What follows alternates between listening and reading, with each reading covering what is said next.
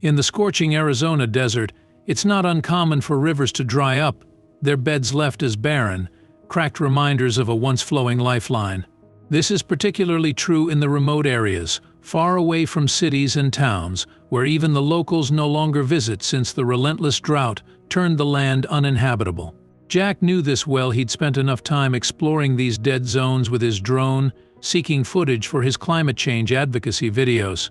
What he didn't know was that today his routine exploration would lead him to the most mysterious and haunting discovery of his life. Jack had been flying his drone over what used to be a river. Its skeletal remains were all that was left, an empty path that meandered aimlessly through the desert, leading to nowhere. As the drone soared through the skies, its camera capturing the desolate landscape, Jack almost dismissed the odd shape that appeared on his monitor. At first glance, it seemed like a large, shadowy object lying in the riverbed, partially concealed by the surrounding sand. But something made him hover the drone a bit longer over that spot. Zooming in, he squinted at the screen, trying to make sense of the image. And then it hit him: he wasn't just looking at some random piece of debris left behind by floodwaters or a rock formation. No, it was far too distinct for that. Jack leaned closer to the screen, his heart beginning to race. It was a submarine. A submarine? Out here, he muttered to himself, baffled by the absurdity of the sight. The more he looked at it, the more certain he became. There it was, unmistakably stranded in this dried-up river. His pulse quickened as questions rushed through his mind. How in the world could a submarine, a vessel designed for the depths of the ocean, end up here, miles away from any sea or large body of water? His first instinct was to call the authorities. This was the kind of discovery that demanded official attention, something that would be headline news. Yet, as his hand hovered over his phone, Jack hesitated. If he called the authorities, his involvement would likely end there. They'd take control of the situation, and any information about the submarine would be tightly controlled. Jack, driven by a deep sense of curiosity and the thrill of the unknown, wasn't ready to give that up. After a moment of internal debate, he made up his mind. He was going to investigate further on his own. His drone was low on battery anyway, and landing it next to the submarine seemed like a good idea. He guided the small device down to the sandy surface near the mysterious vessel and retrieved the coordinates before getting back in his car. Jack knew there wasn't any kind of road that led directly to the river, so he'd have to go off-road through the unforgiving terrain. It wasn't an easy decision. His car wasn't made for these conditions, and he knew he could easily get stuck in the loose, shifting sand. But the allure of the submarine, the sheer impossibility of it being there, was too powerful to resist. As he bumped along the dry, uneven ground, the sun bearing down relentlessly, doubts began creeping into his mind. Was this really worth the risk? What if his car got stuck, or worse, broke down? He was far from any help, and the heat of the desert was merciless. But just as his uncertainty was at its peak, he crested a small rise and saw the submarine in full view. The submarine was smaller than what Jack had seen in documentaries, but it was still an imposing sight. Its sleek, metallic hull glinted dully in the harsh sunlight, worn by time but remarkably intact. Jack stood in awe for a few moments, trying to wrap his mind around the fact that such a vessel, normally at home beneath the waves, had somehow made it to this arid, desolate land. He approached cautiously, examining the submarine's exterior. It didn't appear to be heavily damaged, save for a few dents and patches of rust that seemed more like the result of age than any catastrophic event. Jack's mind raced with possibilities. This river had once connected to the sea, but even at its deepest, it would have been nearly impossible for a submarine of this size to navigate through. And yet, here it was. What was it doing here? How long had it been stranded? As he circled the submarine, inspecting every inch of its exterior, Jack's thoughts were interrupted by a sudden realization. Where was his drone? He had landed it just beside the submarine, but now it was nowhere in sight. Panic began to creep in as he scanned the area, his eyes darting back and forth across the sand. There were no footprints, no animal tracks, nothing. The landscape was completely undisturbed, save for the massive submarine sitting in its bed of sand. It didn't make any sense. What could have happened to it? He supposed a bird could have carried it off, but it would have to be a bird of extraordinary size. Frustrated but unwilling to let this derail his investigation, Jack pushed the mystery of the missing drone to the back of his mind and turned his attention back to the submarine. The main hatch on top of the submarine seemed like the only way in, so Jack retrieved a crowbar and wrench from his car. He wasn't sure if the hatch would be rusted shut or locked, but he had to try. Climbing onto the hull, he positioned the crowbar at the edge of the hatch and applied pressure. For a moment nothing happened, and he feared it was sealed tight. But then, with a groan of metal, the hatch began to give way inch by inch until it finally opened with a hiss. Jack peered inside, his heart pounding with excitement. The air that greeted him was surprisingly fresh, not the stale, musty odor he had anticipated. That only raised more questions. If the air inside was fresh, did that mean the life support systems were still functioning? Taking a deep breath, Jack lowered himself into the submarine, his flashlight casting long, eerie shadows across the interior. The narrow corridors were cramped and dim, the walls lined with control panels and gauges that looked like they hadn't been touched in years. The silence was deafening, broken only by the soft hum of the submarine systems, still somehow operational. Jack's pulse quickened as he explored deeper into the vessel. His flashlight beam swept across the interior, illuminating every detail. The submarine felt frozen in time, as if the crew had simply vanished, leaving everything behind. Control panels sat untouched, charts and maps were still strewn across tables, and various tools and supplies were left in their places. But there was no sign of life. As Jack moved from room to room, he couldn't shake the feeling that something was deeply wrong. The submarine's logs, which he found in the captain's quarters, offered some clues, but they only deepened the mystery.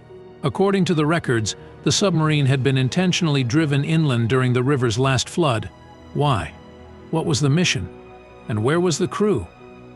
Night had begun to fall, casting the desert outside into deep, creeping shadows. Jack knew it would be dangerous to head back to his car in the dark, so he made the decision to stay the night inside the submarine. He found a relatively comfortable spot near the captain's quarters and set up a makeshift camp, his mind still racing with unanswered questions. As the hours passed and the eerie silence of the submarine pressed down on him, Jack couldn't shake the feeling that he wasn't alone. The logs had mentioned nothing about what had happened to the crew, and the unsettling thought that they might still be out there, or worse, inside the submarine, began to creep into his mind. Sleep was impossible. Jack spent most of the night sifting through more of the logs and documents, hoping to find something that would explain the submarine's presence in the desert. And then, in one of the sealed compartments, he found something that made his blood run cold. Some of the food and water supplies had been recently used. Jack stared at the open containers, his mind racing. Someone or something had been here recently. But who? And why? The desert was vast and inhospitable, with nothing to sustain life for miles around. And yet, here in this abandoned submarine, someone had clearly been living, or at least hiding. A sense of dread settled over Jack as he continued his investigation. As he flipped through more of the submarine's logs, he stumbled upon cryptic references to a classified mission. Coordinates were listed that didn't appear on any known maps, and there were vague mentions of secret government operations. Jack's heart raced as he pieced together the fragments of information, realizing that this submarine's mission had been far more than just a simple journey. There was something deeply secretive and potentially dangerous about it. But even with this knowledge, there was still no sign of the crew. Where had they gone? What had happened to them? Morning came slowly, the first rays of sunlight filtering through the small portholes of the submarine. Jack's mind was foggy from lack of sleep, but his determination to uncover the truth was stronger than ever. He ventured deeper into the submarine's labyrinthine corridors, documenting everything he found with his camera. There were more sealed compartments, and in one of them, Jack discovered something that sent a shiver down his spine. A personal journal belonging to the captain. The entries within the journal painted a picture of a man struggling under the immense pressure of a classified mission. His mental state had begun to deteriorate as the mission dragged on, with paranoia and fear creeping into his writings. The captain had clearly been grappling with something far beyond his control, and the final few entries hinted at a decision to abandon the mission altogether.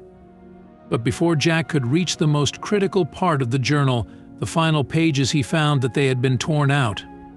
Someone had intentionally removed the last entries. Frustrated but undeterred, Jack continued his exploration. By now he had covered most of the submarine's interior, but one sealed door remained. Unlike the others, this door was reinforced, clearly meant to keep something or someone inside. Jack hesitated for a moment, the weight of his discovery pressing down on him. Whatever was behind that door could hold the final piece of the puzzle, but it could also be something far more dangerous. After a few moments of hesitation, Jack used his crowbar to pry the door open. It took considerable effort, but eventually the door gave way, revealing a small, cramped compartment. Inside, there were more classified documents, as well as strange equipment that Jack couldn't identify. His flashlight flickered across the room, casting shadows on the walls as he tried to make sense of the items. And then, in the corner of the room, he saw him. A man, disheveled and gaunt, huddled in the shadows. His eyes were wide with fear and desperation, his clothes tattered and stained. Jack froze, his heart pounding in his chest. The man didn't move, didn't say a word. He just stared at Jack with a look of pure terror. It took Jack a moment to realize who this man must be. He was the last remaining crew member, the one who had been living in the submarine all this time, hiding from ... something. The man's voice, when he finally spoke, was hoarse and barely audible. "They'll find you," he whispered, his eyes darting nervously to the door. "They'll come for you, just like they came for us." Jack's blood ran cold. Before he could ask the man what he meant, the sound of vehicles approaching from outside reached Jack's ears. He rushed to the nearest porthole and peered outside, his heart sinking as he saw a convoy of government vehicles pulling up to the submarine. They had found him. Jack's time had run out. The rest of the day was a blur. The government agents stormed the submarine, their presence overwhelming and authoritative. They quickly took control of the situation, and Jack was forced to watch as they began documenting everything, confiscating the documents and equipment he had discovered. The disheveled man, the last remaining crew member, was taken into custody, though. He remained eerily silent throughout the ordeal. As Jack was escorted from the submarine, he couldn't shake the feeling that the mystery was far from over. The government agents refused to answer his questions, brushing him off as they secured the area. Jack knew that whatever secrets the submarine held, they were now out of his reach, but the experience had left its mark on him. The discovery of the submarine, the cryptic logs, the lone survivor, it all weighed heavily on his mind. Even as he was driven away from the site, Jack's thoughts raced with unanswered questions. What had really happened to the crew? What was the submarine's true mission? And who or what had the man been hiding from? Jack knew that the truth, whatever it was, had been buried deep, hidden beneath layers of secrecy and conspiracy. And though he might never know the full story, he couldn't shake the feeling that he had stumbled upon something far larger than himself, a mystery that would haunt him for the rest of his life. And as the desert swallowed the submarine once again, its secrets buried beneath the sands, Jack was left with the uneasy realization that some mysteries are never meant to be uncovered.